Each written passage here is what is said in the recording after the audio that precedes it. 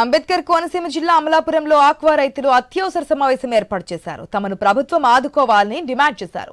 Special line cost విద్యుత్ విధానంతో రైతులకు అధిక భారం పడుతుందని ఆవేదన వ్యక్తం చేశారు. సమాచారం లేకుండా విద్యుత్ నిలిపివేయడంతో ఆక్వా రైతులకు నష్టం వాటిల్లుతుందన్నారు.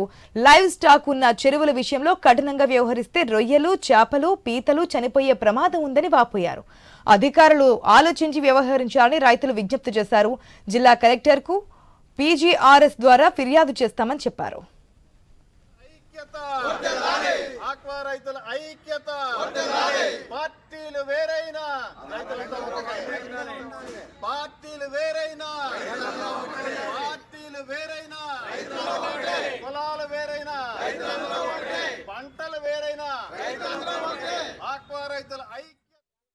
ఈ పరిస్థితుల్లో మాకు సెంట్రల్ గవర్నమెంట్ గత సంవత్సరం మాకు కస్టమ్స్ డ్యూటీ పూర్తిగా ఫీడ్ కి సంబంధించిన కాంపోజిషన్ లో కలిపి ప్రతి దాని మీద కస్టమ్స్ తగ్గించినప్పటికీ, జీరో చేసినప్పటికీ కూడా ఈ రోజుకి ₹1 తగ్గించకపోవడం చాలా దారుణమైన విషయం. దీని మీద ఏంటంటే ప్రభుత్వం వారు చర్య తీసుకోవాలని కోరుతున్నాం ఎక్స్పోర్టర్లని. తర్వాత ఏంటంటే ఇందులో 4 అవంతి అన్న అతను ఉన్నాడంటే అతను 6,50,000 నుంచి 7 లక్షల టన్ను చేస్తున్నాడు. మనకు ఓవరాల్ గా 13 లక్షల టన్ను అవుతే కనవ 4-5 లక్షలు ఒక 7-8 కంపెనీలు చేస్తుంటే ఒకే కంపెనీ 6-7 లక్షలు చేస్తుంది.